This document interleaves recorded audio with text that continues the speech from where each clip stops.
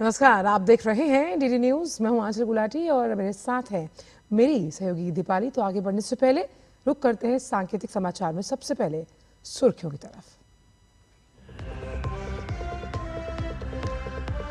बिहार में महागठबंधन की कैसी होगी तस्वीर? आज पटना में संयुक्त प्रेस कॉन्फ्रेंस के बाद साफ होगी स्थिति। एनडीए ने तेज किया प्रचार अभियान।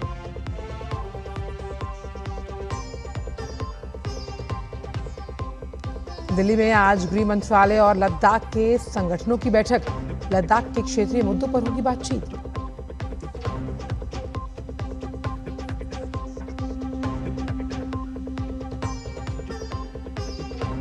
छठ के लिए 12 लाख रेल कर्मचारी दिन रात जुटे काम में।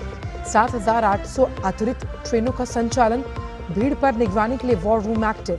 रेल मंत्री अश्विनी वैष्णव ने किया जमीनी स्तर पर हकीकत का आकलन।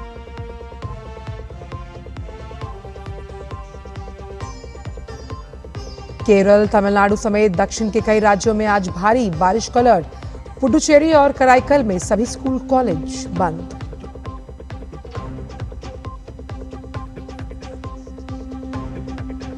और अंतर्राष्ट्रीय खबरों में रूस की ओर से सीज फायर का प्रस्ताव ठुकराने पर बुडापेस्ट में रुकी बातचीत। ट्रंप और पुतिन की बैठक हुई स्थगित।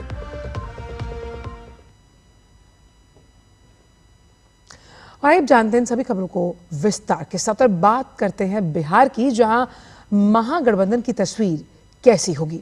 ये सवाल न सिर्फ बिहार के मतदाताओं को बल्कि गठबंधन के नेताओं के साथ साथ अब कार्यकर्ताओं को भी परेशान कर रहा है। लेकिन लगता है कि इन सवालों के जवाब आज मिल जाएंगे। दरअसल आज पटना में महागठबंधन के नेताओं की संयुक्त प्रेस कॉन्फ्रेंस है।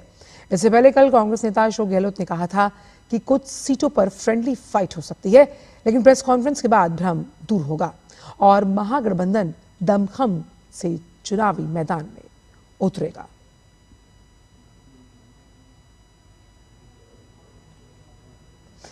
बिहार में विधानसभा चुनाव के लिए नामांकन की प्रक्रिया पूरी होने के साथ ही चुनाव प्रचार अब तेज हो चुका।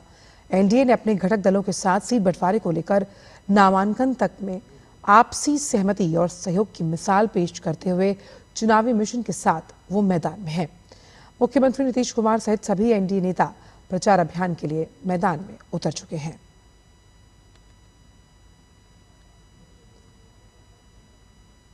लद्दाख के मुद्दों को लेकर आज दिल्ली में बड़ी बैठक होगी।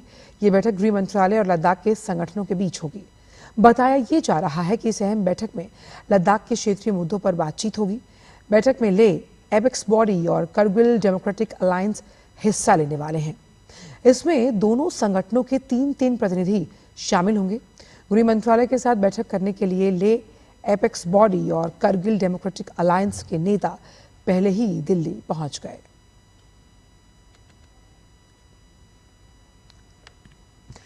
रेल मंत्री अश्विनी वैष्णव ने कहा कि दिवाली और छठ पर यात्रियों की बढ़ती संख्या को देखते हुए रेलवे आने वाले दिनों में लगभग 7,800 और विशेष ट्रेनें चलाने की योजना बना रहा है।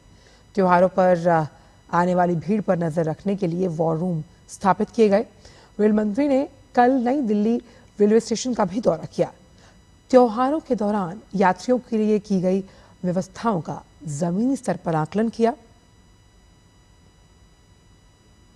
इससे पहले उन्होंने रेल भवन वॉर रूम में विशेष ट्रेनों की जानकारी ली। साथ ही यात्रियों की सुविधा सुनिश्चित करने के लिए रेलवे अधिकारियों को महत्वपूर्ण निर्देश दिए। भारतीय रेलवे ने त्योहारों पर आने वाले यात्रियों की भारी भीड़ की निगरानी और प्रबंधन के लिए रेल भवन में एक समर्पित वॉर रूम बनाया है। रेलवे बोर्ड जोनल और डिविजनल स्तरों पर 80 से ज्यादा वॉर रूम सक्रिय हैं।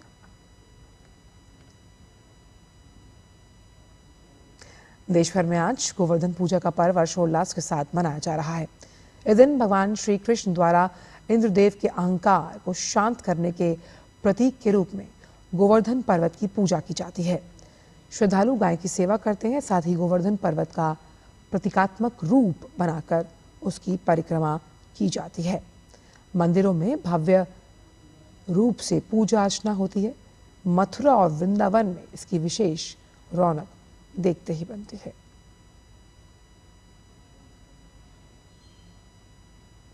बात मौसम की। मौसम विभाग ने अगले 2 दिनों में केरल, माहे, तमिलनाडु, पुडुचेरी और कराईकल में मूसलाधार बारिश होने का अलर्ट जारी किया है, रेड अलर्ट। पुडुचेरी और कराईकल में तो आज स्कूल कॉलेज बंद रखे गए। मौसम विभाग ने आंध्र प्रदेश, तटीय कर्नाटक, दक्षिणी आंतरिक कर्नाटक में भी मूसलाधार बारिश का अनुमान लगाया। मौसम विभाग ने कहा कि अंडमान और निकोबार द्वीप समूह, कर्नाटक, केरल, माहे, लक्षद्वीप, ओडिशा, तेलंगाना में अलग अलग स्थानों पर गरज के साथ बिजली और तेज हवाएं चलने की संभावना है। विभाग ने राष्ट्रीय राजधानी में न्यूनतम तापमान 19 डिग्री सेल्सियस और अधिकतम 33 डिग्री सेल्सियस रहने का अनुमान जताया है।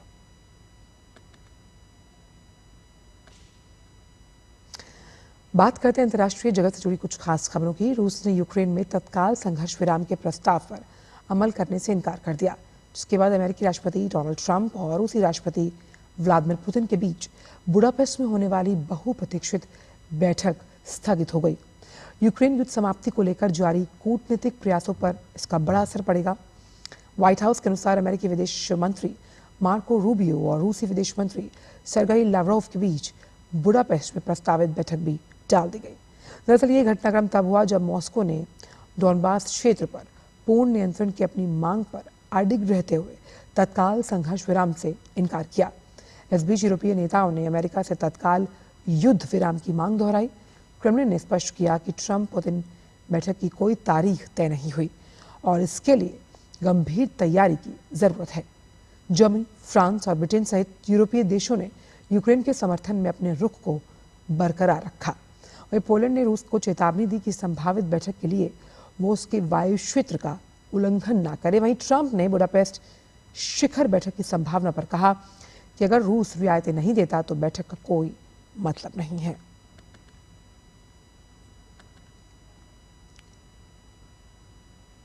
अंधकार पर प्रकाश की विजय का पर्व भारत समेत पूरी दुनिया में यानी कि दिवाली हर्षोल्लास और जोश के साथ मनाया गया। इस बीच अमेरिका के राष्ट्रपति डोनाल्ड ट्रंप ने भी अपने ओवल ऑफिस में दिवाली मनाई। व्हाइट हाउस में कार्यक्रम के दौरान राष्ट्रपति ट्रंप ने पीतल के दिए जलाकर प्रकाश पर्व की शुरुआत की और भारतीय अमेरिकी समुदाय के साथ ये उत्सव मनाया। इस कार्यक्रम में ट्रंप प्रशासन के कई वरिष्ठ भारतीय अमेरिकी अधिकारी भी उपस्थित रहे।